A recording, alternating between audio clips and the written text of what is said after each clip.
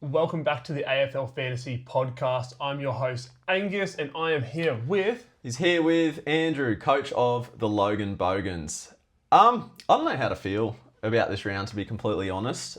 Didn't slip as much as I would think, but I don't know about yourself. I know you had quite a bad round. Yeah, keep going backwards. I've gone backwards every single week since we've started this podcast, so... Yeah, it's obviously not looking ideal.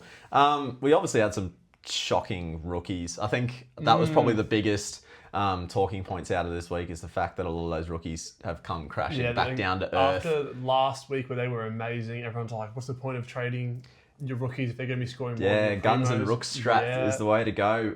But a lot of them just showed how unfieldable they actually are. Yeah. So that'll be a topic of discussion today, I reckon. Yep, massive topic of discussion. Do you want to get into your points scored and your rank move? Sure. All right. So this week I ended up scoring 2,057. I ended up dropping 429 ranks, and I'm currently sitting at an overall of 3,420th. It's not awful. It's not awful. You know, everything that's happening. We'll get into it. The same thing happened to us this week. I scored 1967.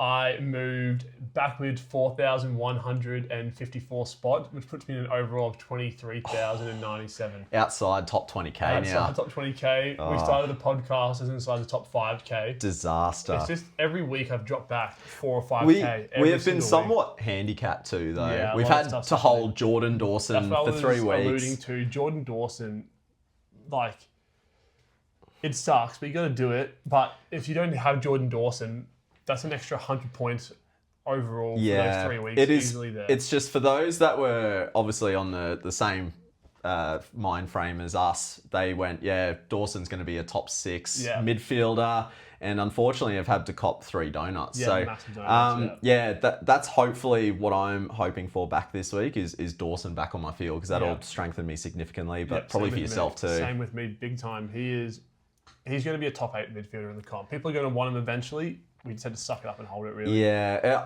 I feel like, though, if he is out this week, he does have to go. Yeah, I think so, which is so unfortunate, but I don't think that's going to be the case. I think he will be back. I think he's back and ready to go. Well, let's go through my trades from last week. So last week, I traded out Jack Watkins and Colby McKercher, and I bought in Rechko, who was the number 1 rookie target, we would say, and then I bought in Naz for Colby. So you happy with Naz?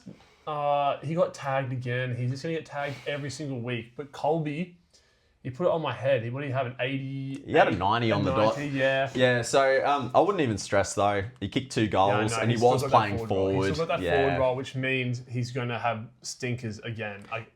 So I'm not too upset about it. Naz is going to be better in the long run. He will, for sure. I did say last week that Naz will probably only do enough to keep owners happy and not be enough for like a captain pick. Well, like when Cooper Lord was out, I was like, no one is being tagged. I would have thought the same. Then they bring in Cash Cowan and put him on Naz, and he did a really good job on Naz. He's a good runner. He did really well on Naz. Naz only got points on the defensive line, kick out.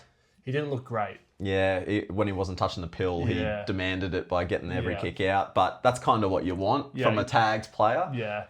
If their floor is now a 95 to 100, then that's okay. Unreal, yeah. And Rechko did what he needed to. Got his 50. He's making money. He made over 60k last week, I think it was. What did he make? Yeah, 63,000 last week. He made heaps, so... I'm not complaining there. You got to be happy with that. Yeah, exactly right. My trade-ins completely changed. Yeah, they just completely backflipped, and it was off the back of a couple of team changes. Yeah.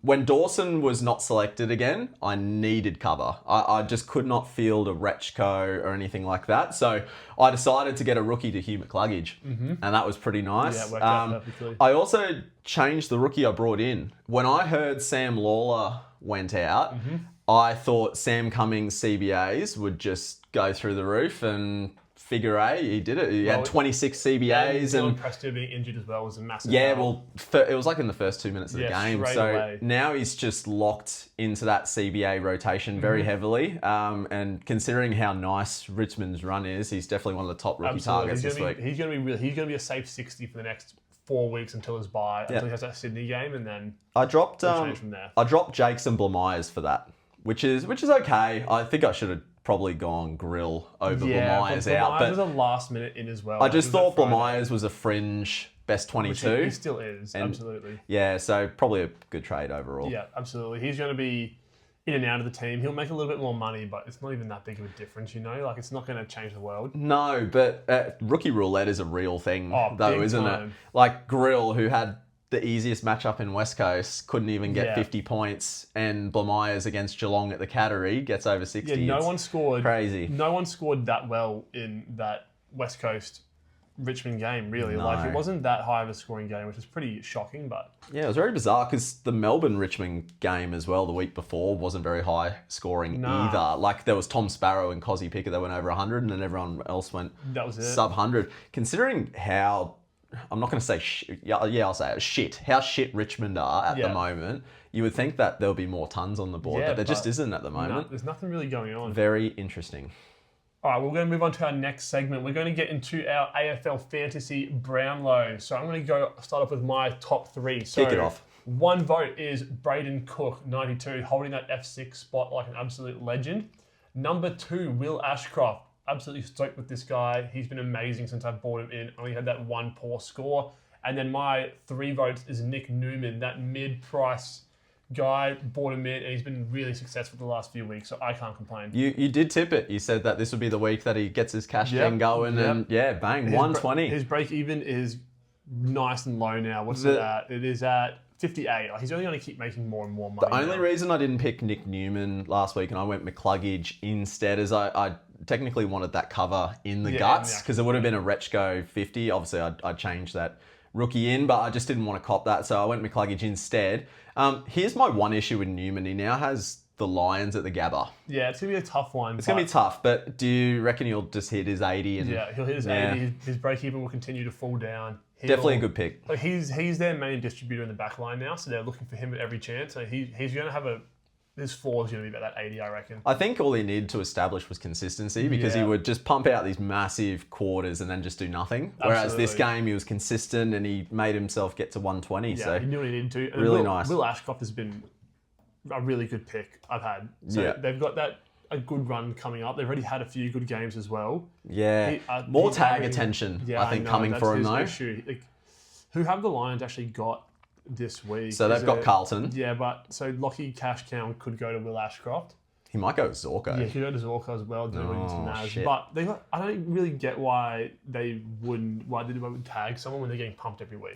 Like, what's the point? Well, they want to win, don't they? I know, in but- some area of their game because it ain't coming from second halves, not that's at for all. sure. They're getting pumped. Mate, what is going on with Carlton at They're the moment? shocking, eh? They are terrible. I'm going to go through my top 3 for my leaderboard at the moment, though. So Archie Roberts sits in first place on 6 votes. And then we have a 4-way tie for second. So these are all on 3 votes. Harry Sheasel, Cozzy Pickett, Will Ashcroft, and Nick Newman are all tied in that second place. Very nice. Let's get into yours now, Drewy. All right, my +3 goes to Brayden Cook.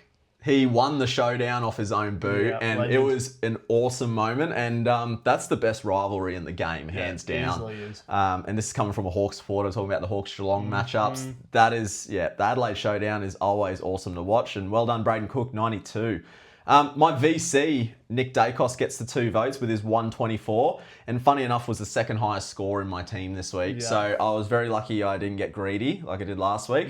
I'm taking that. Yeah, he had 50 points in the last quarter as well. Crazy. My 1 vote goes to Dan Houston. He has finally found that consistency to just hit hundreds every week. He's actually only had 2 games below 100 this year. So he's been awesome. 118 for him, and he gets the 1 vote. My top 3 at the moment for my own Fantasy Brownlow currently sits at 5 votes Bailey Smith, 4 votes Brayden Cook, Yeah, the Cookie Monster's up there. and 3 votes Jordan Dawson. Now, considering he's been out for 3 games, that's pretty awesome of Dawson to be up there. He had that +3 and he's just staying up there. And He I think rounds the top 3. He's going to be up there for the rest of the year. At least this week, I think Yeah. he'll be huge. I But we'll can't see how we believe go. that Hawthorn didn't tag Nick Dacos with Finn McGuinness. They didn't have to. I think I said that they'd just trust in the Hawks game plan. They'll what just go and happened? do that. And what happened? They did. They didn't. They drew. No one. They No one ran with him. They almost should have lost that game, and Nick Dacos is a big reason why that Collingwood were doing so well. I don't really get it. Another big reason was just the fact that Hawthorn couldn't kick for shit. that was- How many behinds did we kick? Like it was actually 17 a or bad something. game. It was not good on the scoreboard. I don't think Gunston even kicked one. So It was pretty shit from a scoreboard point of view, but I think Hawthorn just trust in their game plan. They like their midfield mix. Like I saw Cam McKenzie and Newcomb just do like little defensive roles and that on him, but it wasn't any crazy hard tags because I think they figured out that Nick Dacos doesn't really get hard clamped anymore.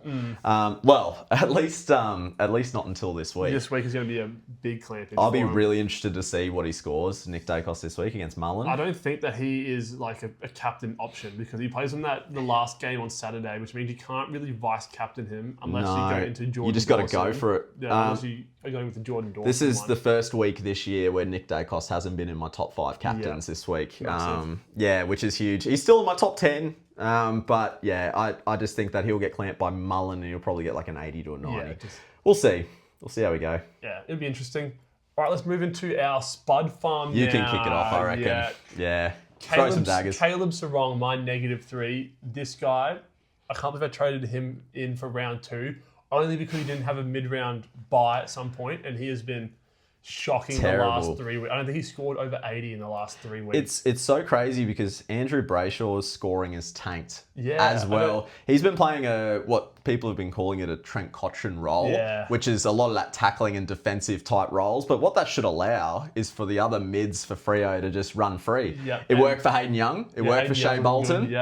Just not for Caleb Sarong. Getting around it. My -2, Jack Steele, 65. Also for him.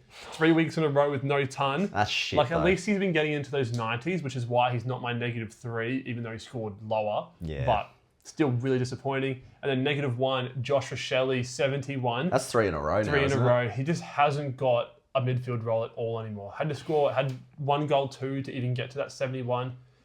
Isaac Rankin's coming and taking that spot off him. And then Adelaide are playing shit as well. So you wouldn't have the nuts to straight swap Rochelle to Rankin, though, would you? Because that could very easy flip on a dime. I've learnt I'm not trading any mid prices or primos anymore. I'm only doing rookies at the moment. I don't care if they have a shocking month. I'll trade them out, and then they're going to score really high. Like I guarantee they're going to have a good score when I trade them out. It's a smart way to play.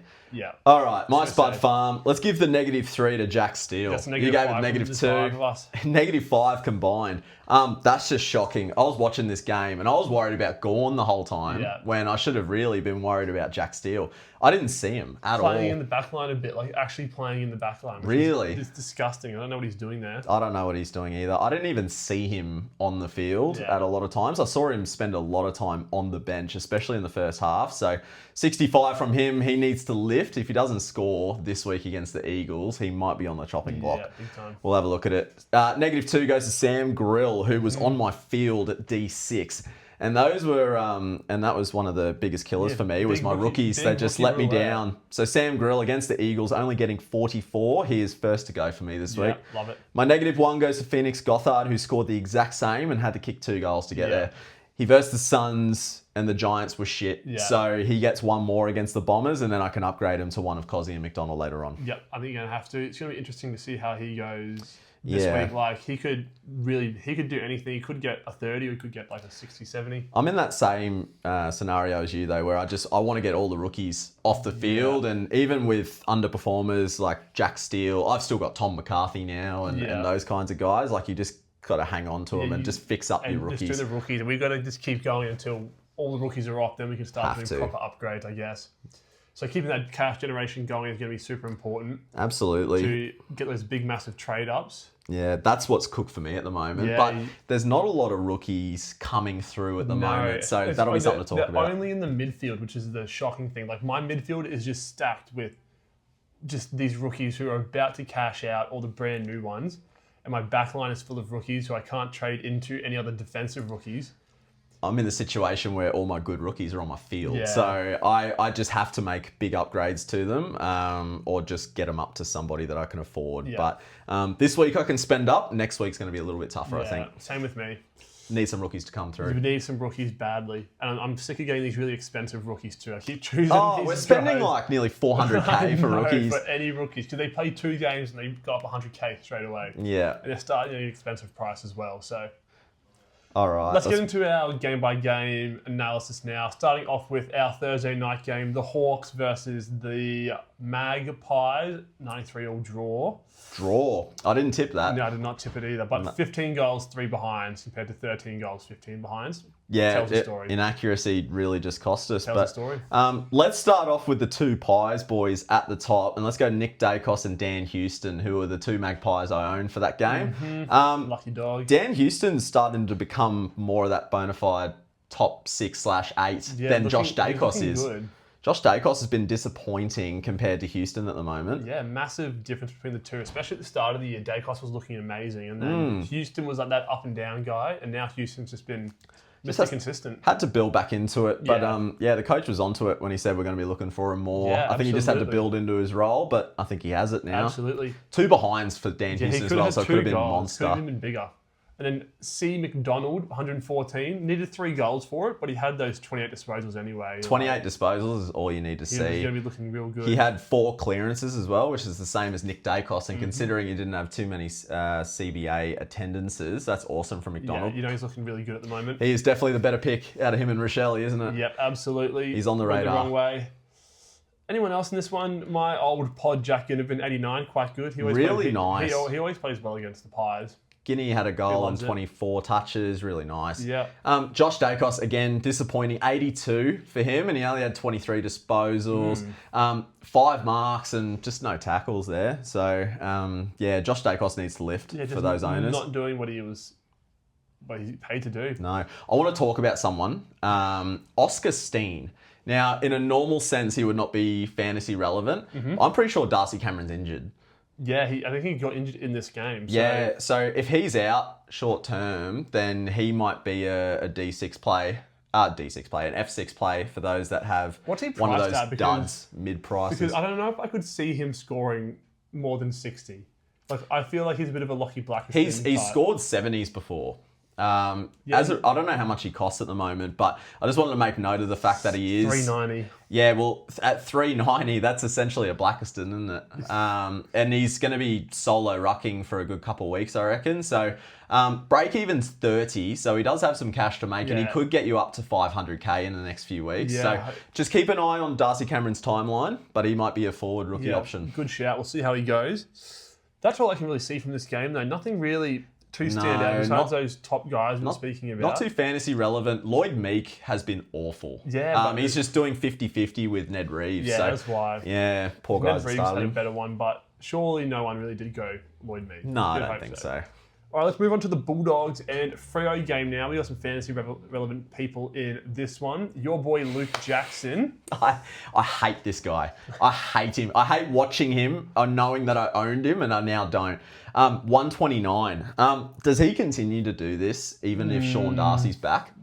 No, I don't think so. I ain't touching when him then. Sean Darcy comes back, I think Jackson goes Back to old Jackson. Yeah, midfield forward. It's unfortunate timing, I would say, for myself, and fortunate timing for others. But just be aware that I don't think he's going to be the number 1 or 2 ruck this year. No, I think he'll be 3/4 4, with yeah. Cherry. Well, Maybe Cherry even- might actually maybe be even, gone. Maybe even English at this point. Gorm's, Like, he's another Gorm's topic of interesting. discussion. But I think the 1 and 2 rucks this year, I don't think it'll be Jackson long term. No. But well done for those owners. absolutely. Bailey Dale, 129 as well. Tied top scorer. We'll be talking about him in a bit. That's his 3rd ton in a row, He's in my trade-in plans for this week. and his role is back. Yeah, he's looking good. So what happened at the start of the year was Jakes was playing in the back line. Beveridge was just testing him down there. But now that he's been dropped now, but he's out. he was playing forward. And it was with that switch that Bailey Dale got his role back. So 3 games in a row of over 100 with a 129 last week. He is definitely an option with a very looking low break even. And So the Bulldogs were actually competitive in this game, which I didn't even think they would have a chance at all. Like, their team was so depleted. I think the Bulldogs could be all right coming back, you know? English back. He didn't score that great No, he though. goes 78. So, first game back, I think he's a bit underdone. Good for us because, He'll get cheap. yeah, he'll get really cheap. He could be a top 3 or 4 ruckman in the comp still. Let him come back. Let him fix out his break even now. If Gawn keeps dual rucking with Max Heath and more forward time than ruck time, then I think English is the perfect swap at some stage. I just don't think it's yet. Not yet, absolutely not. His break even to 161. Gotta wait. He scored the 78. He dropped 67k this week. He's gonna keep dropping more and more. Yeah. Like he'll be cheap. He could be almost under 850k, and then you trade Gawn to him, you save 150k in the buys. Yeah, that is really, really nice. But again, I think it's just one to wait on. Yeah, but, absolutely waiting on him. I think we also just have to wait on what's going to happen with Gorney. Yeah, see if anything actually happens with that guy. how we go. Bontempelli, under $1 million. I called it last week. I said he was going to be under $1 million. 2 goals, 1 behind, 33 disposals. Like how that's only 106 blows my mind, to be honest. Yeah, he actually came off injured at the start of this game. He was on 50 in like 15 minutes. Yeah, like it was unreal. incredible, and I thought that he was a knockout 130 minimum for this game. He loves Freo, as we all know, and he was a top 3 captain option last week. But 106 is disappointing if you had a VC on him, especially if you rolled into Baz or something like that. That would have been shocking. Yeah, that wouldn't have been ideal. But 106 from Bont, just to watch. I wouldn't trade into him this week because he's actually a potential rest for this week. What percentage chance are you giving him of being out? What are you saying? I reckon it's a 60-40 in at the moment. I reckon it's like 90% in, 10% out. I don't think they can afford to rest him. I know they can't afford it, but he was looking real sore. He came off in that game to get his knee assessed and just make sure he was okay. But he obviously did good, but I just think that this week is not the week to trade into him. I think give him one more, and then if he's good to go, then you can launch. Well, who they got this week? They have Carlton. No, they got Port Adelaide. They got Port Adelaide, Adelaide Oval. Then they have Carlton, Melbourne. That's actually a good run as well. Yeah, Collingwood. And then Collingwood, good run. Hawthorn, tough. Adelaide, are good. St Kilda, good. Tough, good. He's just got a really nice run to end the year. Good. He's got a really good run. He's got 2 standout tags coming his way in James Jordan, which he already beat in that one game. And he's also got Saints. He got pumped by James Jordan in that game. That's when he got held to 53 when Liam captained him. No, that was Mullen. That was Mullen. That was Mullen, Yeah, so Mullen clamped him, and thankfully Bont doesn't verse Mullen against this year. But he has 2 tags coming. He's got that North one. Yeah, and then the James Jordan one. James Jordan one. If they do end up tagging him. Big if. But you may as well if you're versing them. So he's definitely a trade-in target, but wait this week. I'd wait a week. I'd just see if he's in. Because I would almost just launch if he's in. Yeah, jump His on break even's low enough. Yeah, I think you could pretty much just launch straight into him. Yeah, if you have the luxury of doing that, go for it. Who else are we looking at here? Luke Ryan's just getting it done, isn't he? Yeah, he is. Is he now officially back on our radar as an option? Nah, not as an option yet, I don't think. No? Great ratio. 20 always. kicks, 2 handballs. He's always got a good ratio. And 8 marks, which is what I really like. So he had 22 touches and he still got a ton, essentially. So I really like that. And he's on my radar. I like it. See how it goes. Shea Bolton, I called him a top 8 or top 6 forward last week. 93, he's looking good like it. 30 disposals again. He is looking really good. Yeah. I'm sorry I disrespected him last week. Right, yeah. He is actually doing really well and has fallen well and truly under my radar. I think I'm just shadowed by the fact that I own Murphy Reed. Yeah, and he was a lot cheaper and he's essentially doing 5 to 10 points less each really week. Similar. So, which speaking of Murphy Reed, 82, I was very impressed with. And yeah, he can pretty much just stick around until the buys and see how we go from there. Absolutely. Caleb Sarong, where he spoke about him, 17 disposals, 0 marks, and he had to have 8 tackles for that. If you don't have any forced trades and you're happy with the rookies that you have on field, he's probably number one priority primo to trade out. I'm literally just holding him until his buy and hopefully have enough rookies out by then, but I need to get rid of him. How much more cash is he going to lose before he's almost, you can trade him? He's going to be cheaper than Tanner Bruin next week. Oh, wow. He's 895, Tanner Bruin 844. Sarong's going to drop another 50, Bruin will go up another 30. Wow. Caleb Sarong's been extremely disappointing. Really disappointing. Hate myself for trading him in. Happens, mate. It happens. Yeah, it's all part of the game of life, I guess. I can't believe Aaron Norton played this game, eh? Yeah, good return from him, 2 goals. Yeah. Very well done. And that's pretty much it, I reckon. Yeah, that's really it in this one. Yeah. Lewis Emmett scored 4. So the number 2 ruck for Bulldogs scored a 4. So I think 2 hit outs, 2 disposals, 1 handball, 1 kick. So Lewis Emmett will be on the way out, I think, and Tim English will go full time in the ruck. It's funny to see. All right, let's go on to the next one. It's going to load. We got the showdown game of the year so far. How good was Brayden Cook's goal? Unreal, Let's mate. start there. Like, Amazing. And 92 for our rookie. As a forward, he's the only forward rookie that has any respectability about him. He's been in the Adelaide system for 6 years. This is his 6th year. This is his 6th year. It's his 6th year. He was playing as a forward the entire time until this year, where he's moved to the wing, and he has well and truly solidified himself there. So he would actually probably now be one of the last rookies to trade out. Absolutely. Especially as a forward, like you can't really go wrong. Nah, you need him badly. Yeah, so well done, Brayden Cook. Now, I just want to give a quick shout out because my brother, we all know how good his trades have been in the last couple of weeks. He traded out Sam Berry's 156 for Bailey Smith. So he wasn't too impressed with that. He had 19 tackles. That's actually probably the worst trade I've ever heard of in my entire life. But how do you predict? And it's not his fault at all. Like, how No. could you predict that the best player in the comp and a random one-off pod guy... He scored 40 points more than the next closest scorer. That is awful. I will say it is definitely an anomaly game. Like, obviously, well done. He got the medal, but he'll be back to 70s. Yeah, don't trade him. No, don't touch him. Butters was very good. I know. I had my VC on him. Didn't take it. I thought Nas would do better. Yeah, but 8 points isn't worse. It's not the worst. It could be worse. Could have captained Bailey Smith. Yeah, instead of Sam Berry. Yeah, who recommended that? So Butters 112 is great. The fact that he had 30 touches against Mullen the week before, he's gone 30 touches and a goal again. He's good again. He's in contract year, and he knows it. hype is real. Wayne Miller, 110. A few people still have him. I'd just keep him now. Yeah, just leave him. Yeah, he's not an option. That is well and truly too late now. Yeah. But I think he's definitely one to keep until at least the buys. Yeah, and if he keeps doing these 110s, keep him. Yeah, he's doing well. He's borderline an underpriced premium. Is Miles Bergman back? I'm not touching him. I don't like his role volatility. I know, but 11 marks. Was he? Playing in the back line? Is he playing in the back line? I think he was playing in the back line. Yeah, see, I wasn't paying too much attention to the Berg. He scored 100. Even at 40. But 3 weeks ago, he scored a 33. Yeah, I know. And his highest since that 100 that he just got was an 85, and then below that with like 50. So he's essentially had 2 good scores this year. So I would definitely hold off on What's he Berg. priced at? Because if he has another 100, like if he has another good game... He's priced at 620k. That is fucking... It's cheap. That is legit a rookie. He costs the same as Jacob Farrow. Yeah, that's actually nuts.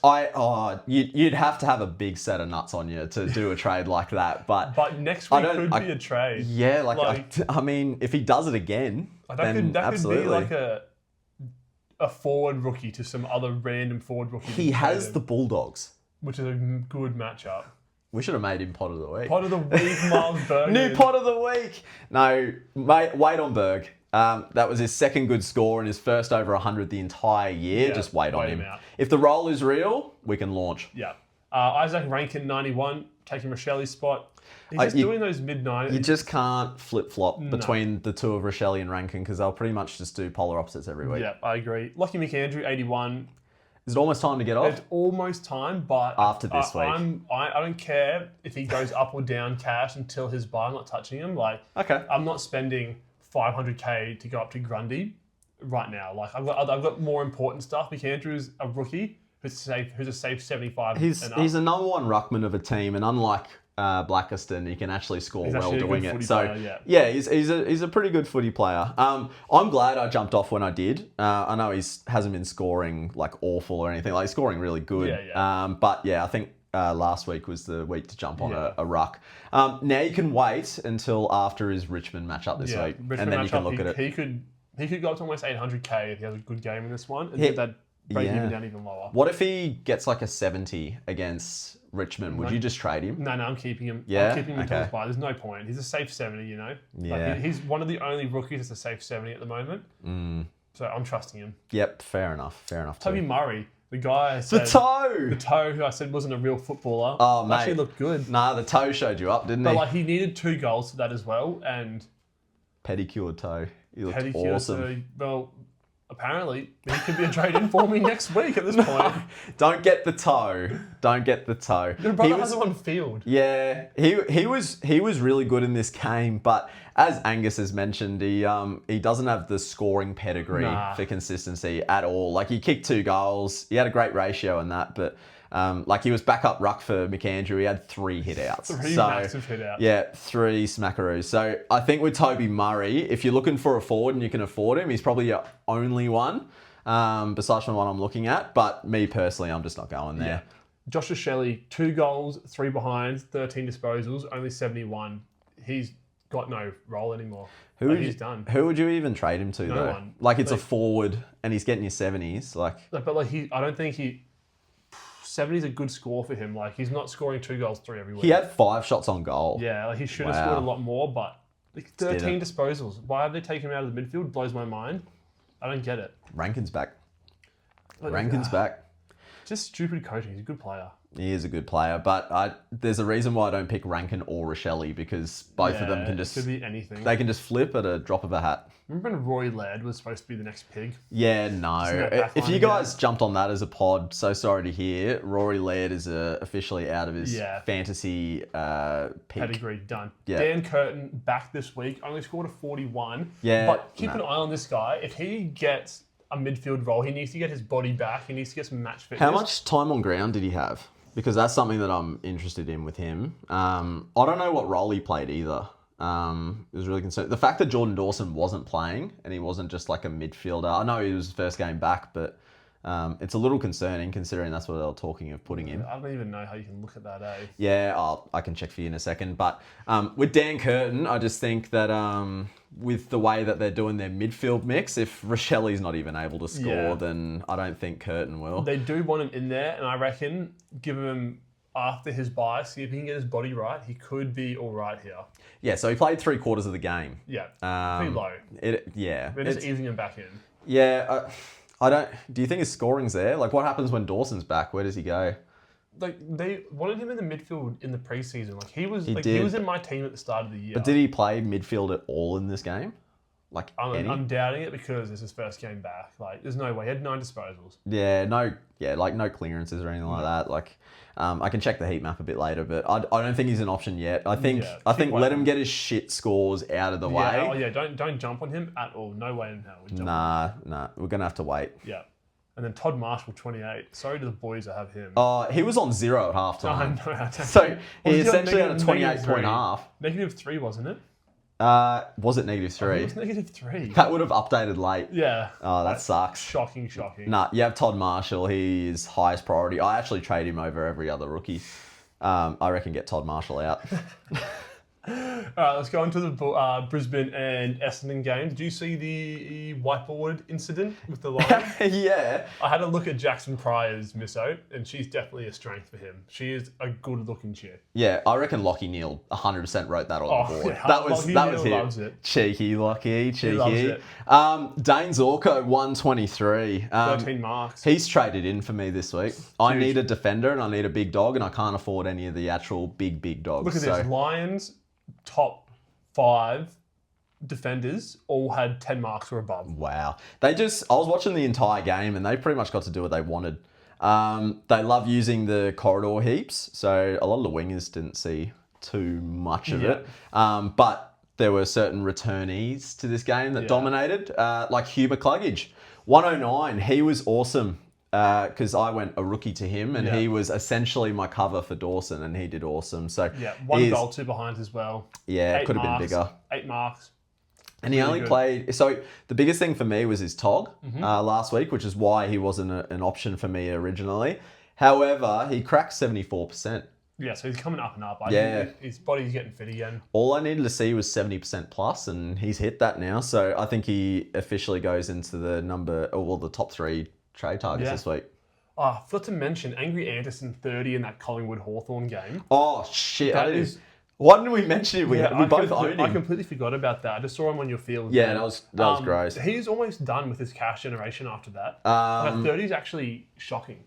Oh, yeah, he gets one more, obviously, but I reckon he'll still get to close to 500k. Yeah, he'll get close to 500, 35 break even. The question is who you're going to trade to. We just need to wait for a lot of these rookies to pop up. Obviously, Sam Cumming was that option in there, but there really isn't a whole lot of rookies coming through at the moment. If you are trading Angry Anderson to coming, you're not even making 100k. No, you're That's not. the issue. And then you can't do any upgrades from that. That is true. So I would just wait on Anderson. Yeah. It was shit, his game, but he still had fairly high tog in that, which is good. Yeah. I would actually hate it more if he scored a 30 and he played like half the game. Yeah. Because that just shows he's on the way Yeah. out. But the fact he kept his high tog, I just think with Hawthorn's mids, I mean, Nick struggled for 3/4 of the game.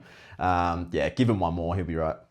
Zach Bailey in this game, 117, needed 4 goals for it. A lot of people bought him in. I nearly went him over McCluggage, but yeah, 4 goals to get that. That doesn't really set the world on fire, does it? He's a gun, Zach Bailey. Oh, He's a he genuine is. star. He's on his contract year, just like Butters is. He needs some good scores coming in. He is definitely an option in that forward line for sure. Absolutely.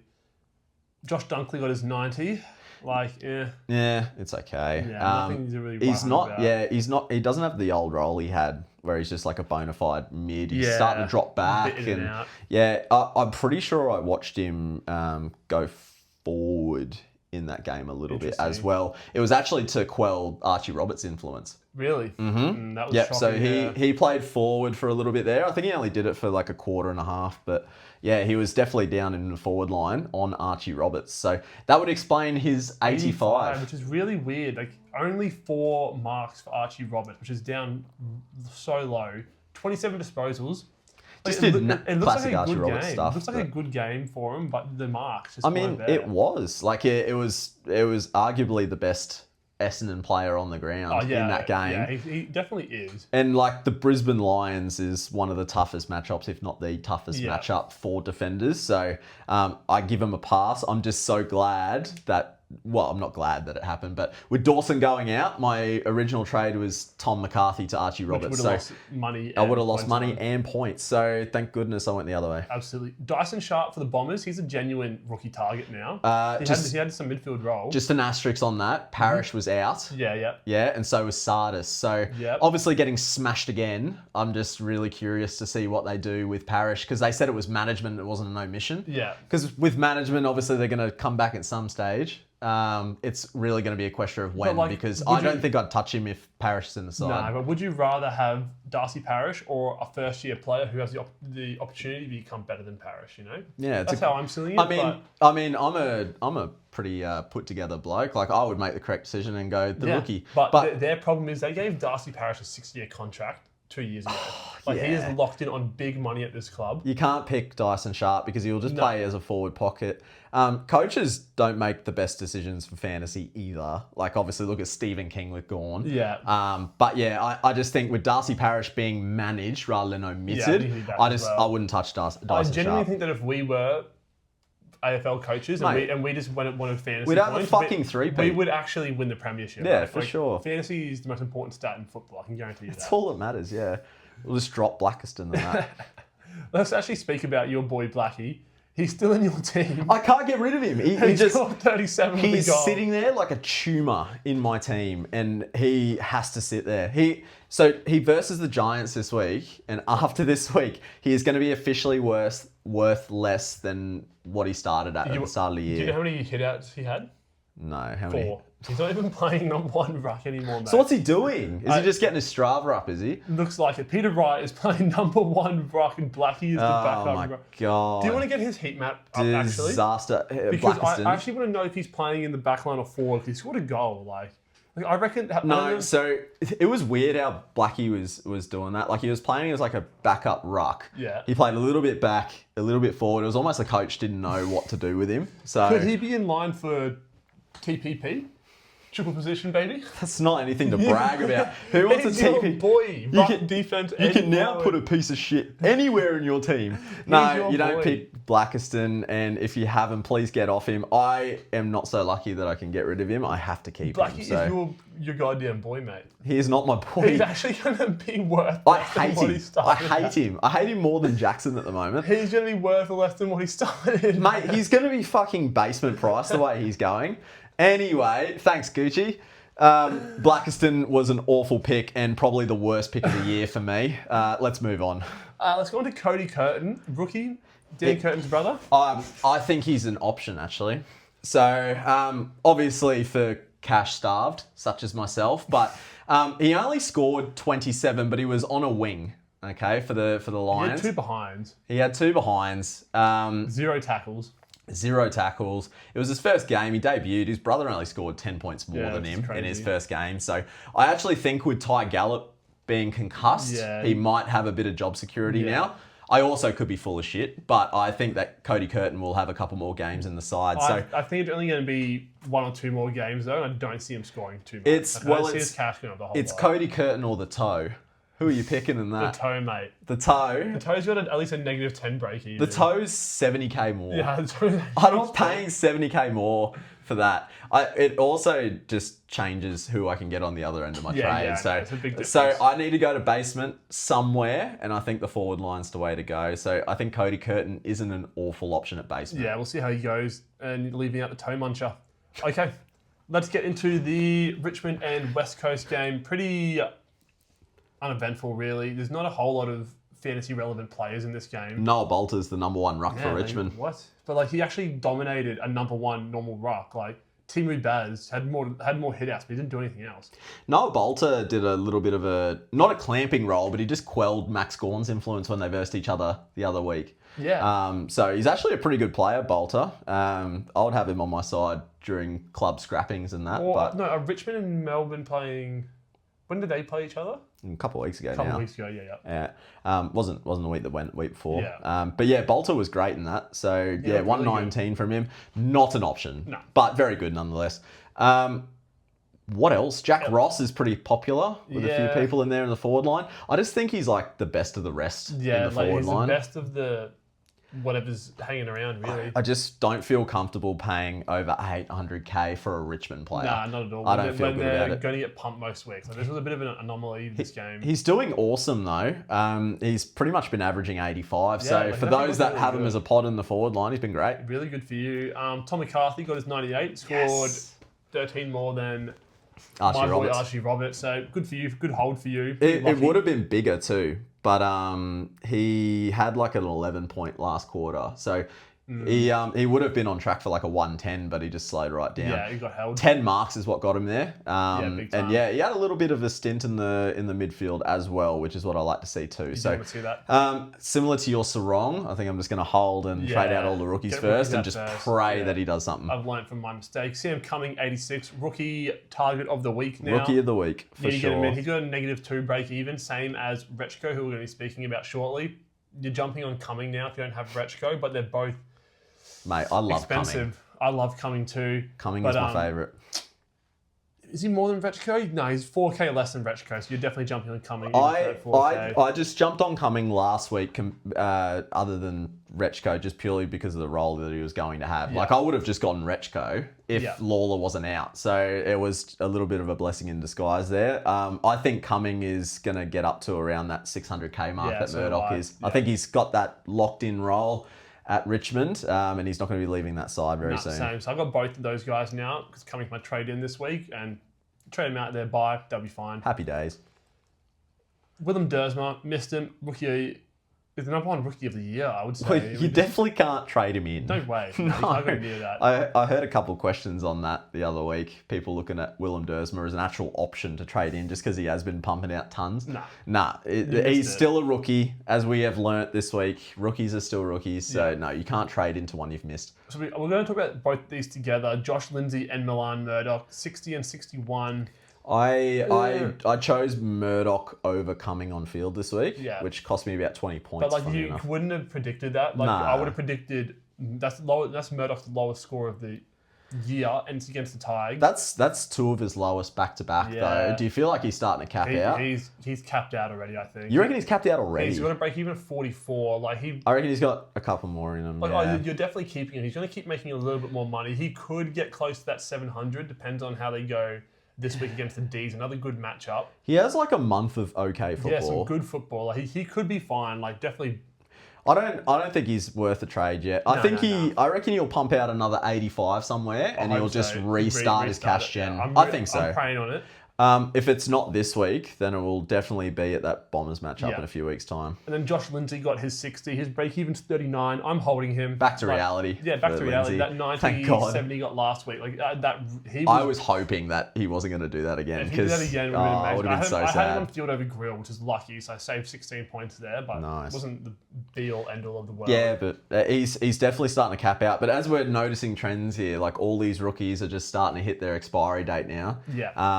And we got to be really careful about which ones we cull and which ones we keep. Yeah, 'cause some of them can pop, some of them won't be able to. Well, pop, yeah, you know? exactly. Rookie roulette is real. This is like an important time for rookie roulette because if you get rid of one, they pop. Like if you got rid of Jagger 2 weeks ago and you missed out at 89 and that's 71, like you'd be pretty annoyed by that. But also, like he was worth that much. It doesn't really matter in the long run. Yeah, it really just obviously is team dependent with where you are, who's on your field and who's Yeah. on your bench. But yeah, rookie roulette is real. I just think that you should pay the most attention to your rookies at the moment and really watch on roll. Yeah, big time. Retro 51, only 9 disposals. Glad I missed him, to be honest. He could. Yeah, he's going to be interesting to see. He had 355 meters gained, but only 9 disposals. So he's kicking it a lot and he's accurate as well. He's getting, well, similar to his 90 that he got the other day. He was moving up and down the field really well, and they like his ball in his hand, good forward ball movement. He'll be fine, but he might almost be a rookie to trade out in 2 weeks. Yeah, but get him in last week and out in the next 2. Be in and out. Sam Grill 44, get him out if you can. Yeah, he's gone for me this week. week. You got to get rid of. I have to. He's not doing a whole lot. Well, here's an example of my rookie situation. I had 2 rookies on my field combined for less than 90 points.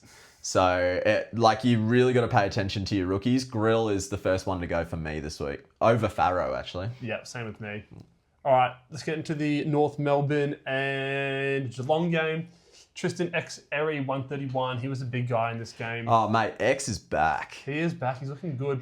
But also, his matchups have been disgusting the 3 weeks he's been back. He's had awesome matchups. Yeah, but I don't know if he's going to... you got to wait and see until he versus an actual ruck, I feel like. Like, he's versed Mitch Edwards. Did he have Richmond last week? Here's what I really like, though. Tristan Cherry didn't even have 25 hitouts. He had 30 disposals in crazy, that. eh? So he actually was just racking and playing like another midfielder, which I really liked. Obviously, it was up against Mitch Edwards, who put up basically another 20. Sam DeConnick and Shannon Neal. Yeah, they needed 3. That's not a ruck lineup, you know. Like, no wonder he had 30 disposals. He would have just... Because Shannon Neal's playing full forward, Sam DeConnick's playing full back. And then Edwards they're resting in the ruck. Like, they're Yeah. resting in the ruck. Like, he would just run them into the ground. No, Tristan Cherry is awesome. You can't be going Gawn to Cherry, can you? You're losing money on that. You got to pay for You can't. Yeah, you have to pay now. That's insane. Gawn was 1.2 mil like 3 weeks ago, I swear. Anyway, I don't think we can get Tristan Cherry, but if you jumped on, then awesome. Yeah, massive win for you. Same as what Angus said. I think you just got to wait versus a real ruck. Yeah. Tanner Broon, 101. I'm so happy with this guy. I'm so glad I held him. I traded him. Yeah, crazy. I traded him. Look, it ended up getting me to McCluggage, so it came full circle. Yeah. It's fine, but 2 tons on my head doesn't feel lovely. I thought with the North Melbourne matchup, he'd actually be shit. So did I. I didn't think he wasn't looking great early on either, if I remember. He was on 16 at quarter time. He does this, though. He just starts real slow and then just builds into it really well. Chippy chip in the back. 7 tackles as well. Really nice. He really got around it. What's Colby McCurchin, mate. What's your thoughts? I don't know. He had 23 disposals. Needed 2 goals for it. If you get rid of those 2 goals, what is that? Like a 78, 78. So, Which, I would have been... annoyed. Yeah. Not angry, but annoyed. Was it really worth it? But a 90 is like I actually messed up there.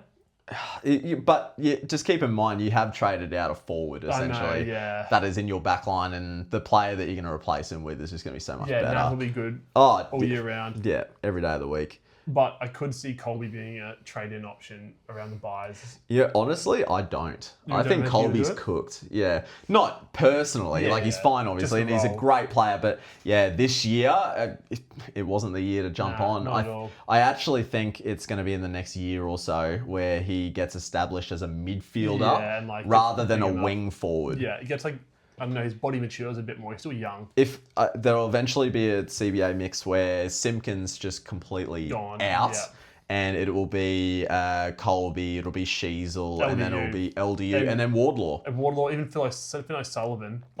Yeah. So what is it? Colby's a top 3 pick. Yep. Finn O'Sullivan's a top 3 pick. LDU's a top 4 pick. George Wardlaw's a top 5 pick. Yeah. Their midfield is crazy. Stacked. But Colby's just not built for the CBA role yet. Not just yet. He's too young. But that's his problem. Like when they're going, oh, he's playing in the midfield. People think of that and go, oh my God, he's going to get CBAs and he's going to be awesome. But he's in the midfield. He's on a wing. Yeah. And as you know, wing's hot and cold. And if he doesn't kick goals, then he's going to score you 60. So you got out a good player. And look, if I can trade Tanner Bruin, you can trade Colby McKercher. You're fine. She's got his 80, got tagged hard. Take that. Good to get 80 though. Didn't Butters get 88 last time off Mullen. So yeah, really good from Shees actually. Saved it, but big time. Very good. And then Bailey Smith, 71. He had 26 disposals. Sorry, guys. He was my number 1 captain this week. I'm so sorry. I just saw his form and I thought surely no one would stop him. I actually thought that Finn O'Sullivan would not do anything to him. And funny enough, he didn't. Jai Simpkin did and did a really good job. So he had 26 disposals. Yeah, it's not crazy amount. It's just 0 marks and 1 tackle. Yeah, it just wasn't involved heaps in a lot of that hard ball get. 6 clearances is obviously good. He tied with LDU there, so. But yeah, he'll be fine. I think that's probably one of his only 2 sub-100 scores for the whole year. Yeah, which is I'm thinking about it, and it's this is maybe the one of those good chances to jump on Bailey Smith. What's he? He's dropped break even's 170, so you could almost wait one more. Definitely waiting one more for him. Who's he got this week? He got the Pies. He's not getting a 170 in that one. But he then has Brisbane at the Gabba. Which is another tough matchup. Sydney. Another tough matchup. He's got a shit run. But it's Bailey Smith. That Carlton game is when he goes onto another good run of some good teams to verse. If I can jump on him at his bye, I think that is. He's 16? Yeah. Yeah. Yeah, he'll be a great buy, but my brother bought into him last week, and if you've bought him recently, don't fret. He'll be awesome. He'll be fine. And he's still going to be the number 1, if not number 2, midfielder he'll be for fine the game. in the long run. Yeah. Tom Blamire, 62. More cash, and he got bought in. Should have traded Grill over him, but he's fringe now. It was a now. late come in. Yeah, he's definitely fringe. If he gets dropped again, I'm not going to be surprised. You reckon he gets dropped again? I don't... That's the question. Because I feel like a lot of people will have a decision between Blamires and others. I'd be going Grill over him. If Blamires gets dropped, he's not losing cash. Grill is going to lose cash this week. So yeah, Grill's definitely got to go for me. Cam Zerha, 55, playing forward. Yeah. He's on that backline. Yeah, and as I said last week, shit pick. And as I said again, and for a third time, Tom Stewart, 50. He is not a fantasy option. He's the GOAT. Paddy Dangerfield, 44. Speaking of GOATs. What did he score last week? 20. Yeah, shocking. Yeah, he's terrible. Old age. I think Danger could be coming to the end. Old age, low tog. I think I said this to Aya the other day, but I think it's Dangerfield's last year. Yeah, I think it could be. I think this is it for him. This could be that little fairy tale run. Which we want to give a big salute because obviously when he was the Adelaide mid and at the start of his Geelong career, he just built different. He was one of the quickest mids in the game. Played a lot like Max Holmes actually. Yeah, I still hate the bloke though. You being a fuck him. Nah, Danger's a cockhead, but we salute him. Yeah, we salute for being just a good star. Let's move on to the St Kilda and Carlton game. This is the revenge game for a lot of St Kilda players. Rowan Marshall, 124. You can't touch him. What do you make of that? Nothing. Nothing? I think he just had a good forward game. 3 goals. Yeah, but Tom de Koning scored 60 or something. Tom de Koning's been awful all year, mate. Okay. I actually can't believe they traded Tom de Koning in. And now they're going to trade Rowan Marshall out to Geelong next year for nothing. Yeah, with Tom de Koning, wasn't he averaging 85 at one point? He was doing really well last year, and now this year, check his price, he would have dropped a ridiculous amount of cash. He would have lost heaps, I think. But I don't think you can touch Rowan Marshall. He's a forward. So Tom de Koning's lost $250,000 Yeah, this exactly. year. He's averaging 67. So he's actually averaging about the same as Rowan Marshall. Yeah. Yeah, and that includes Rowan Marshall's run of 40. So look at his first 3 games, Tom de Koning. So, 84, 84, 90, and then just shocking ever since round 2, Tom de Koning hasn't gone over 60, except for obviously this one against Carlton. That just happened. So, yeah, definitely a fall from grace from De Koning. Marshall, I'm not going to recommend him to people. I just wouldn't. No. He will go back to doing a 70 when he doesn't kick goals. Yeah. Nick Newman is awesome, and you called it. Jump on him. This was the week he would spike, and it's happened. 122, 28 touches, 13 marks is incredible. Is crazy good. Definitely the general for Carlton. Yeah. Yeah. And he keeps that, yeah? Absolutely. I think, absolutely he will. And then we'll go on to Nasiah, 104, 31 disposals, a goal. He just didn't have any marks or tackles. 3 marks, 1 tackle. He doesn't do that, though, a whole heap. No, but like marks he does. Back line, Tackles he doesn't. No. But 104 is good considering he was clamped for a bit there. I wasn't watching this game, though, so I didn't know how hard the tag was. I wasn't watching it either. But I know Lockie Cowan ran with him the whole time, so...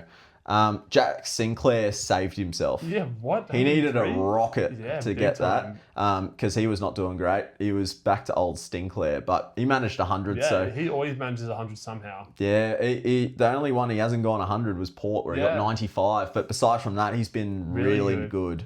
Wilkie the same. Yeah, that's his first sub 100 score, isn't it? Second, and it was a 95 as well, so it's the same. So I still believe that Wilkie is a better pick at the moment than Naz. Crazy. Yeah, Crazy and I just say this because of his flaw. Like, look at Nasiah, who's versing Carlton. Oh my God, no tag. Yeah. And they just find somebody. Yeah. They will always find somebody to put on Nasiah. As soon as you set an AFL record for VFL AFL history off your own boot in 1 quarter, like you got perma tag for life. Essentially, you've just become the new Lockie Neal. Yeah. Yeah. So I think Wilkie is actually a better option at the moment. Big call. Sam Walsh, 82, shocking. Yeah, back to old Walsh. Yeah, he had that good 135 last week. Yeah. Did he get tagged by Garcia? I don't know. I didn't really see it. That's what I heard anyway. It might have happened. He might have copped Garcia. I don't think it was a full-on tag, though. I think he just generally wasn't that good. Yeah. It was pretty low scoring from Carlton's end, though. Yeah. There wasn't a whole heap that actually did really well. No, a lot of defenders. Like, he was still top 5 scorers, Walsh. Well, pretty much anyway. Definitely not. 1, 2, 3, 4. No, for Carlton. 5, 6. You have 7. Yeah, top 7. Top 7, yeah. Yeah, it's still not good. Sorry, I was trying to make him sound better than what he actually was. But 82, yeah, that's not good enough. I thought he was lower than that. I thought he would have been like 10th. I think if you own both Walsh and Sarong still goes first. Yeah, absolutely. Because at least Walsh has hit a 130, whereas Sarong hasn't. 82 is still not the worst thing I've ever seen. No, not at all. Jagger, 77. He goes for me. It counted on field to cover Dawson's red dot. Mm-hmm. I don't need him anymore now. I've got Sam coming. Jagger can be my ways to get a big primo upgrade. Yeah, he's worth a good amount of money now. But he did awesome. Like, I really rate Jagger as a player, and I hope they keep this CBA spike for him because it's obviously improving his scoring. And he needs to be in there. The team's not going to make finals. What's the point of not playing? Shit. One of your best players. Carlton is shit. And I don't understand why they don't just run Jagger in there. Yeah, same. Yeah, boggles me, but anyway. And then Sam Flanders, 73, huh? Yeah, lowest score for the year. Annoying. And before that, it was an 85. So as a forward, I'd hold. Like, I know a lot of people that have been looking at trading out Sam Flanders this week. The only thing I'm going to say is he is a forward. If he was a defender doing that, I would maybe tick it off if it was to like a primo. Yeah. But with a forward, like Flanders is still going to be a top 8 forward. He'll be fine. Yeah. I think he was a top scoring midfielder for St Kilda as well, which is crazy to think about. Besides from Naz, obviously. But Naz got a lot of his points dropping down back. Line. Yeah. So remember Jack McRae when he was a gun? Oh, mate, 63 is just gross.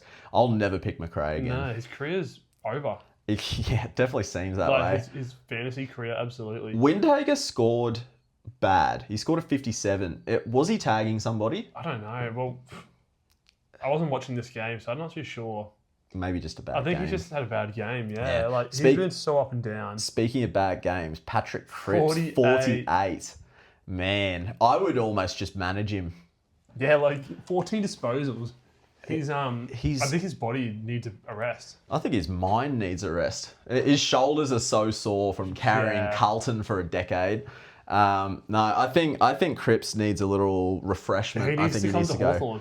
Yeah, nah, I don't want him. No, I wouldn't either, to be honest. His knees are cooked. Yeah, his body is actually broken Yeah, down. poor Cripper. He works hard, but he's not having the influence he used to. Nah. Yeah, I think he needs to be managed. And I reckon Jagger should just go play full time mid for that Full game. mid and just let him have the cheese with Walshy. And who knows? Carlton might win their Might first, actually second do half. well. Crazy, right? All right, Brody Grundy, Yeah, Sydney and the D's. my number 5 captain for last week, and he delivered. Up to it, yep. Yeah, delivered 128. He had 26 touches and a goal. Goal was a really good goal as well. Yeah, beautiful. Yeah, he's just the man. 250th game, and it doesn't look like he's going to stop anytime he's soon, does looking he? amazing. 45 hitouts, which is just stupid to say considering he had them like. He had more hitouts than Gawn and Heath combined. That's not fucking hard when you're throwing Max Heath in there. Max Heath played more ruck than Gawn. I know. Gawn had in 2 that goals first for half. 101. Yeah, but that's the thing. Gawn had like an 80-point second half. Yeah. He had to save himself. Heath had a 10-point second half. Yeah. Well, it was so funny because Melbourne were down by like nearly 40 points, and then they came back, and it was when Gawn was full-time ruck. It's almost like I said this last week. Yeah, he's actually your number 1 ruck. Mate, what are you doing? Stephen King is an actual mop. Like, what is he doing? It was a good game though, high scoring and like good for fantasy overall. Like Cozzy Pickett 96. Melbourne came Justin back. McInerney 99. 2 forwards. You're happy with those scores from the forwards, you know? Yeah, McInerney was actually disappointing because it looked like he was on a monster earlier on. But yeah, 99, essentially 100 in your forward line. He's really good. Absolutely. I still stand by my call of saying Justin McInerney is the better fantasy pick this year than Chad Warner. I think he's still the better one. Well, that's proven right there for now. Yeah, 83 for Warner's still good, but he had like a last-minute tackle to save that from being a 70. And he spent a lot of time on the bench too. A 79 would look a lot grosser than a 83. Yeah, big time. And Caleb Windsor 73 kind of backed out what he did last week to keep him going.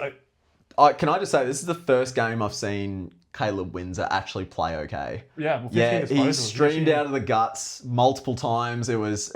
it's shit to say, but it was actually Heath doing the tap to him, and he went straight on. And I think that's why Stephen King kept persisting with Heath. Yeah. But then they realised, oh shit, we're versing Brody Grundy. Maybe we should put Gawn back. But Windsor, when he was involved, looked really good. He's quick. He is really quick, but he's an impact player. And he has to go still. Yeah. Did James Jordan tag this game? Yes, he ran with Cozzy. He ran with Cozzy. And Cozzy still got a 96. Cozzy still got a 96. Couldn't keep up with him, I'm guessing. Yeah. Nah. He tried. Like, he was on his hammer tackling a little bit there. Stoppages and stuff like that. Yeah, so Cozzy's speed just James Jordan had 6 tackles, and they were all on Cozzy, I think. Just letting him run away. Yeah, but Cozzy did great to outrun the tag, but I mean, he got a 90 against Windhager in round 1, and now this 97. I think his low floors are somewhat behind him. Yeah. When 65 from Jack Steele. He needs to lift. Terrible. But look how he was in the top half of all scorers in the game as well with that 65. Like, it was such a weird game. Like, a lot of 70 and below. Jack Steele didn't even get 20 touches, so he would have ruined a lot of blokes' multis as well. Only 4 kicks, 15 handballs. Yeah, that's just gross. I genuinely just did not see him in the game. Yeah. Like, I was watching it, and I saw him maybe once take a kick. But besides from that, he was nowhere to be seen. Yeah. I knew this would be a hard matchup for him, but I didn't think he'd do this bad, to be honest. You'd hope for an 80 at least. He has to lift next week. Jai Sarong, 65. Good from a rookie. I feel like he's one of the last ones to trade again. Yeah, he's just one of the safest ones at the moment. Yeah, Sarong, Murdoch just seem like the ones you can pretty much just keep for a little bit. Max Heath, 50. Is he an option? Can he just please stay as a forward and not do this ruck nonsense? Like, he's a good ruck, but he's not the number 1 ruck. Not number 1 he has to be number 2. Like, play Max forward, sure, but when he's resting from being the number 1 ruck, not when, it's his full-time role. Yeah, all game. Yeah, Max Heath, I just want to say he's not a bad player. Like, I'm not bagging this because Max Heath is, like, super shit. Stephen King is shit. He doesn't know what he's doing in that choice for the ruck department. I think he's just trying a bunch of things to, develop him. And I think it's too early for it. But Max Heath is like not a young player. He's old. When I was watching him play for St Kilda, he was definitely a better forward than a ruck. Yeah. Like, he should be doing what Max currently is, and that's being the number 2 ruck. Yeah, I agree. For those that are thinking about trading out Max, gone. I would just hold him for this West Coast matchup. If he doesn't turn up, though, he might be on the chopping block for a few people. It is really role dependent, so I would watch Heath next week. Dependent, because he could get dropped at any point and go back to his 120 best. The way that the commentators were ranting and raving about Max Heath, I don't think he'll ever be dropped. They lost, so who cares? I don't think they'll ever be dropped. You reckon? No, I think he stays. The coach loves him. That's the problem with Max. So it is now going to be about, okay, is it going to be Max number 1 and Heath number 2? Yeah. Or is it going to be Heath number 1 and Max number 2? Because if it's the latter, we have to get off that. Big time. So he gets one more against West Coast, and then we might have a topic of discussion next week. It's going to be interesting. All right, let's move on to the final game of the week, the Expansion Cup. John Gold Noble. Coast, GWS, 144, Johnny Noble. Holy shit. 30 kicks and 5 handballs. Yeah, it's crazy. 12 marks and only had 1 tackle. He kicked a goal as well. Like, he was the general for the Suns. I didn't think against the Giants he'd do that well. Neither did I. But incredible. Yeah. Christian Petrarca was awesome too. He genuinely is the best player in the comp at the moment. But because he missed so many weeks, I think Dacos is leading the Brownlow, but he is up there for sure, Petrarca. He's definitely up there for sure. He was on fire, as in like he was on 60 just after the first quarter finished. Yeah. Like he was looking on track Everywhere. for like a 200. He was everywhere. He slowed right down and still managed nearly a 120. So really good and easily top 3 forwards for the year. Absolutely, he's an absolute star. Now, this is going to be, I reckon he's probably one of the top 5 trade targets for this week, and that is Lockie Whitfield. I don't know if you were watching this game, Gooch, but watching this one. Lockie Ash was playing in the guts. Yeah, interesting. He was playing in the guts, so it went from, okay, Lockie Ash is the main distributor off halfback, and Whitfield kind of takes the mark and kick. Yep. Now, Ash is getting more CBA exposure, which means that Whitfield is the official general in that back line. Whitfield had a really small last quarter. Yeah, so like he was on bigger. He was on over 100 at 3/4 time. So he had like a 10 he had like a 10-point last quarter, so it could have been even bigger. Yeah, it should have been bigger. So he is probably in my top 5 trade targets for this week. Keep an ear out though. Good pickup. Is Finn Callahan an option now? He only got 100 in the easiest matchup in the comp. But Giants were shocking in this game. It was also kind of overshadowed by the fact that Oliver had such a good game. Yeah, Oliver and Ash scored more than Finn Callahan. It was Petrarca and Oliver's first game playing together since, or against each other technically, since they played together. And he got a 104. He was looking on track for bigger. But I think it just overshadowed Finn Callahan's performance. Only by 4 points, though. Not much. So if you think about it, he was the 4th highest scorer for the Giants. Yeah. And with the run that he has coming up, he is still easily one of the top targets for the midfield. Anyone else really interesting in this one? Noah Anderson is just disappointing. Yeah. If you manage holding that through his appendix, you got to get off that, I think. I don't think anyone would have him. Leo Lombard was actually quite decent in this game. And he was better than my actual F6, which sucks. Like 63, didn't even score a goal in that one. He had a lot of touches. Like, had 17 disposals. He was real slow. Role. He was really slow. He had a big second half. When I say big second half, I think he had like a 40-point second half. It was big for him. It was big for him, yeah. He did really good. And he was like one of the top trade-out targets for rookies last week. And now he might have just saved himself a week or two. There's no one you can trade him to. I would have traded him already, but there's no one to even go to. He's worth nothing. Him to the toe banks you 120. Yeah. That might be enough. But besides from that, you don't have much. But like 120 from a rookie up, you can't really go anywhere unless you go to Miles Bergman, I guess. In the well, you might be able to go to one of Nick Newman or Bailey Dale or one of them. It just really depends on how much you got left in the kitty. The kitty league is a big obviously one. individual dependent, but Leo Lombard might have saved himself a couple more weeks. Time. And anyone else really? Phoenix Gothard. 44. Fuck off. 2 goals and he got a 40. Yeah. Oh, mate. He was in my fantasy Brownlow 2 weeks ago. Yeah, I know. He had that 99. Yeah. I'm in this dilemma of who to trade out of Gothard and Grill, but I think I've just fallen on Grill just purely because Gothard has the Bombers next week. So he can have one more and then he can go very happily. Kieran Briggs, 29. What happened to this guy? Did he play as the number 1 ruck? Yeah, 18, Surely not. 18 disposals. There's no Nick Madden. Like him and Lee Kalia. He had 18 hit-outs. Yeah. Three touches. He was actually genuinely thought about as an option. No, he's definitely not an option now. And I think it just changes the scale a touch for the rucks too. Yeah. I think that Kieran Briggs isn't as good as what he was. No way, yeah. Well, yeah, they like using Nick Madden more now, and maybe it's done like a gaunt. Yeah, It's just big flipped. time. Nick number 1 and Briggs number 2.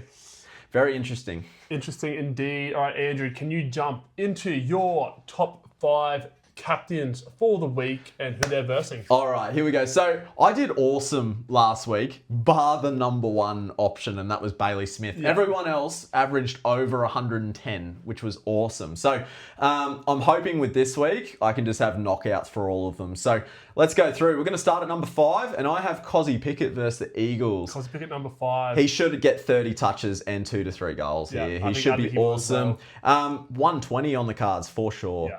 Number 4, I've put Dane Zorko. Dane the Zork Pork. This Zorko. is his first game at the Gabba since he injured his calf. Yeah. Yep. So I think that he'll actually have a really big one. I think he'll take a lot of marks in this game. There's that slight tag watch. Yeah, It but could go to almost anyone in the Brisbane. Brisbane's just so good. It can literally go to anyone. Yeah. Cowan, was he tagging Nasai through the middle or the back line? Or both? Both. But Both. Naz Okay. was just taking those kickouts and stuff. I feel like Dane Zorko's still going to be safe. Yeah. Like you're tagging the 37-year-old or Will Ashcroft. Yeah. So I think Zorko's still fine. He sits at number 4 for me.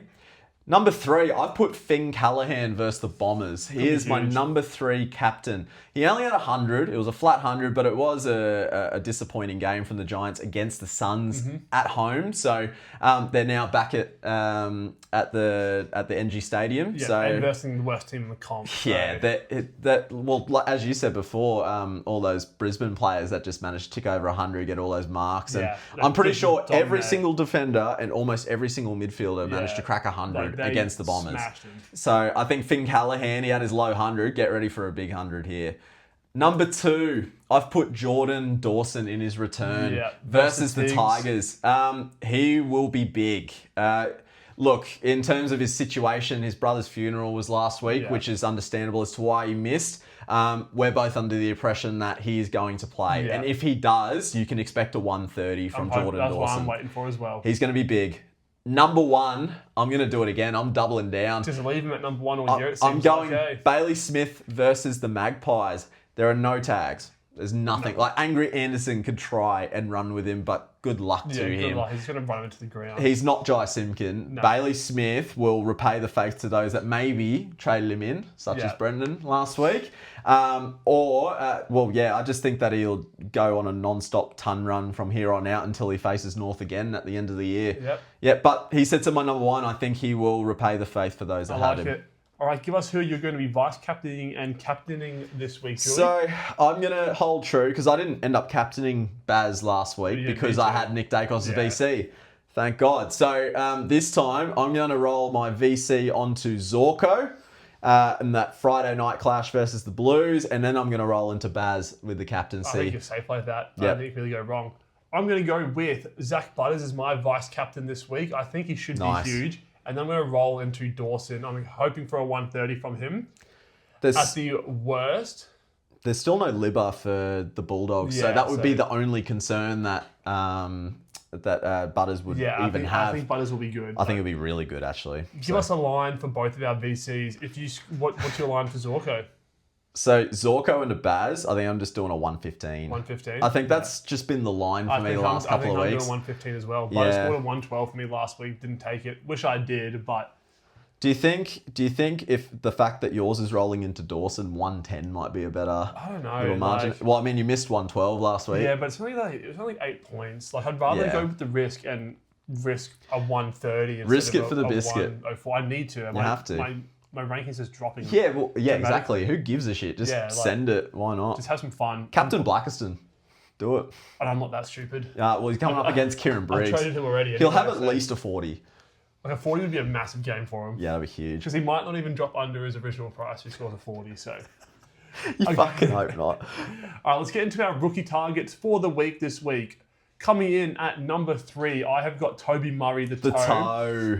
He makes this list because he's a forward, -10 break even. He's the lowest break even on the list, but he's the least likely to have a breakout game again and score some points. That's why I have him at number 3. Yep. Number 2 is Patrick Reshko, break even of -2. He's 4K more expensive than Samuel Cumming, which is why Cumming is number 1 on the list. He's a bit cheaper, better role, more CBA. I think Cumming is obviously the number 1 rookie target to get this week. Bring him in. He's going to be good. He's got a good 4-week run coming up. He'll make over 200K easily. Cumming is number 1 priority. Cumming is number 1 priority. Easily, sure. always is. All right, Andrew, do you want to do our rookies to trade out? So rookie trade outs, we'll start at number 3. We've got Jacob Farrow. His break even 71. Yeah. There's a couple that go before him, but he is definitely getting close to his expiry He is the now. most likely on this list to hit their break even, I feel like. The only reason that he isn't higher is the fact that those bad games were from hard teams. Yeah, really hard teams. He doesn't have an easier one this week. No. But I feel there's a couple that will go before him, Yeah. which will be at number 2, Samuel Grill, with a break even of the exact same at 71. He just is scoring so much worse at the moment. He's Like, the worst player. like Farrow got over a 50 against the Lions, and then Grill can't even get 50 against the Eagles. So Yeah. I think we're going to say see you later to Sam Grill. Number 1, we have Lockie Jakes. If you didn't manage to jump off him, now is the time. Yeah. He has been dropped, and it doesn't look like he's coming back anytime soon. Get rid of Break him. even of 73 as well, so technically the highest out of all the rookies at the moment. Agree. All right, Andrew, bring us into our top 5 trade-in targets of the week. I'm excited for these. It's going to be a big one. I've gone a little rogue with a lot of my picks We need here. some rogue ones. Yeah, let's do it. So, do you want to go 5 to 1? Let's do let's that. hit 5 to 1. Yeah, let's build a bit of anticipation. Yeah. So, at number 5, I've put Bailey Dale. I like it. I think he's going to be good. 3 tons on the trot. No Jakes to be spotted. As I said before, with Jakes in the side, playing in the back line with Budrick, I think that affected Dale's scoring. But as soon as they made that switch to forward and then eventual omission, I think Bailey Dale has his role back and he was going to keep it. Even when Budrick's back, I think he'll keep it. Yeah. I think he's going to average 85 for the rest of the year. No, I think so as well. Number 4, I've put my boy Lockie Whitfield. Yeah, massive. He Lockie has Ash. officially taken the kick-out duties for the Giants. Taking about 90% of them. Lockie Ash has pushed more up the ground, so he's become less of an option with his capped-out scoring. I think Lockie Whitfield's good run is only to come. Yeah, agreed. Starting with the Bombers this week. How can you go wrong? Can't go wrong at all. Touch wood. Number 3 is Connor McDonald, my boy. I love him. The forward option. I think he is awesome. I rate him obviously a lot higher than Rochelle and Rankin and all of them. And he's actually starting to creep up in price a little bit now. His break even sitting at about 70, so you can jump on. I'm actually probably going to jump on next week if I can't afford Cozzy. So Connor McDonald, this is my number 3. Number 2 is Nick Newman. He has a break even of 50. He just had his pop score. He has a tough matchup this week. Yeah, but he also still could score fine against the Lions. However, even if he managed an 80, he still goes up over 30k. So I think he's still a value option in that backline and a pretty easy swap for one of Farrow Grill. Absolutely. Number 1, it's got to be the luggage. The human lug. Hugh McCluggage. He benefits from the rules of this game, this new updated game. Loves the handball receives. He takes lots of marks and he was just everywhere. And even when he didn't have full tog, which is still to come, he still kicked ass. So he's only going to get better and he is easily the number 1 value option for this week for the trade-ins. I like it. Okay, let's do our top 5 trade out targets now. So our number 1 trade out target is Jai Caldwell. Perfect opportunity for owners to jump off this guy. He's been awful most of the year. Jump off him right now. Just an unlucky pick. Number 2, Sam Lawler. If you are unlucky enough to still be holding him in your forward line, another opportunity to jump off him. Injured. He's not scoring any points for you. Get off him.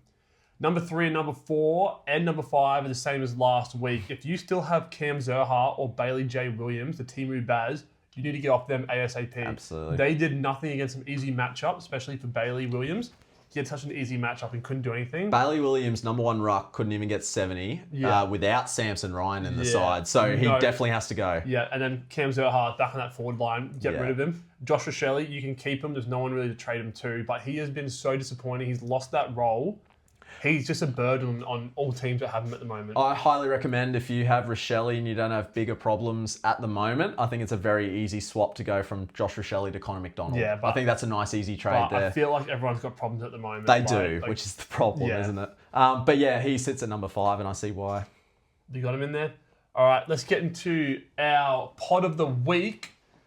I'll kick us off. Yeah, start it because yours is really interesting. Yeah, I've just gone as rogue as I can. Yeah, fuck it, why not? Jack Crisp, ownership 0.6%. He is the 75th rated highest scorer for the entire year in AFL Fantasy. Wow. And they've got Geelong. If Bailey Smith is getting off the chain, I think Jack Crisp is going to get off the chain as well. No tag risk. This guy is a genuine good player.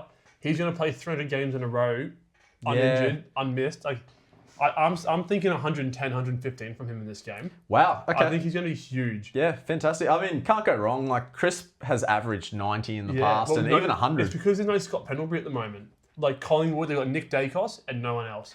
Pendlebury comes back this week, just as a tiny flag on and that. then he comes back and he's out for the Sydney game. Yeah, true. Whatever, I'm going to roll with him anyway. Yeah, I think fuck it's going to it. be huge. Why not? Because mine isn't too more No, yours vanilla, is is it? I like it. I've chosen Josh Worrell at 3.1% ownership. He's versing the Tigers, and he seems to do this thing where he just has a big pop score and then goes at about 85 and then has another big pop score. He's been going at about 85 for the last couple, and against the Tigers, I think he goes 120. Pop score comes up. I like it. Those are our pods of the week. We've got some rogue ones this week. How did our ones go from last week? Let's talk about that. Toby Green didn't play midfield. I can't believe it. He had 2 goals, one. He scored 70, 76. Lockie Neal outscored Toby Green. Yeah, but yours is so what a boring. call. Yeah, what a massive call. goal. Yeah, that was This huge. guy. Seriously, I should buy a lottery ticket. Toby Green didn't play the role we wanted. Nah, One not goal, at all. two. Yeah. Meh. Just whatever. I thought against Gold Coast, if he was playing in the midfield, he would dominate, but He was didn't have probably that one role. of the least influential players on the ground Yeah. until the last quarter. So that's just something to keep in mind Nothing really there too. happened.